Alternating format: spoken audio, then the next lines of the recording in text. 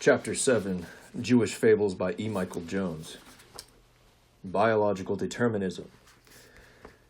Because Professor Harari has abandoned reason in favor of biological determinism as the front for libido dominandi, it is not surprising that his reasoning is flawed or that his narrative is plagued by one contradiction after another. Shortly after telling us that everything human is natural, i.e. a function of biology, Professor Harari switches horses in midstream and tells us that nothing is natural. It turns out that one of the main things we associate with biology, namely differentiation according to sex, is a product of the imagination, like the caste system in India and the racial system in America. It is not a natural division with deep biological roots. Just when we thought that Harari was a biological determinist, it turns out that he believes that biology is a social construct too. Anyone, he tells us, who believes that relations between two people of the opposite sex are natural and between two people of the same sex unnatural is not in touch with biological reality, but is rather suffering from cultural bias. Unlike homosexuals who are constitutionally incapable of suffering from any cultural bias whatsoever. It turns out that when it comes to sex, all biological bets are off. To make this point, Harari even invokes Mother Nature, who, unsurprisingly, given Harari's sexual orientation, does not mind if men are sexually attracted to one another. It's only human mothers and fathers steeped in particular cultures who make a scene if their son has a fling with the boy next door. If there is no such thing as unnatural behavior when it comes to sex, then biology has become a fiction too, along with morality and religion. Biology, in other words, ceases to be real the moment it is used to defend a stable order of being which the oligarchs and their lackeys find uncongenial. Professor Harari has finally made contact with the ontological realm only to deny its existence. When it comes to sex, the imaginary is more real than the biological.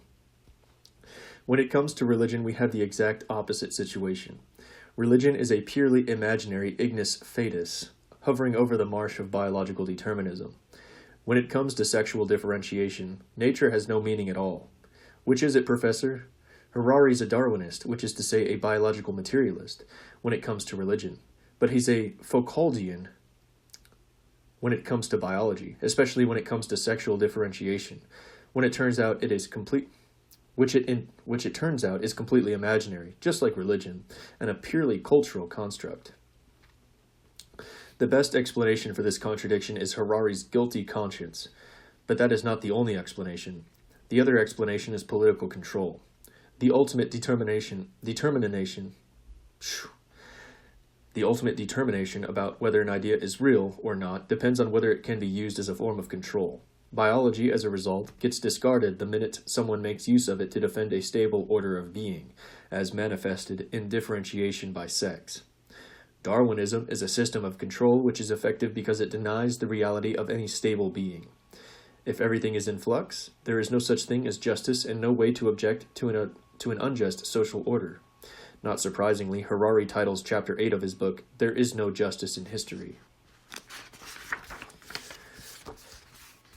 Instead of just leaving it at that and telling us that might makes right, Harari attempts to justify his elimination of justice from history by distinguishing what is biologically determined from what people merely try to justify through biological myths, by claiming that a good rule of thumb is biology enables, culture forbids.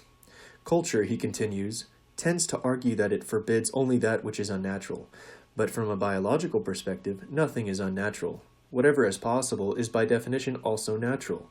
A truly unnatural behavior, one that goes against the laws of nature, simply cannot exist, so it would need no prohibition.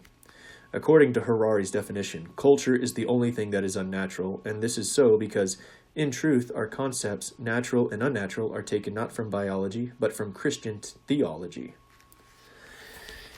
Boy, oh boy. That concludes Chapter 7, very short, of Jewish Fables by E. Michael Jones.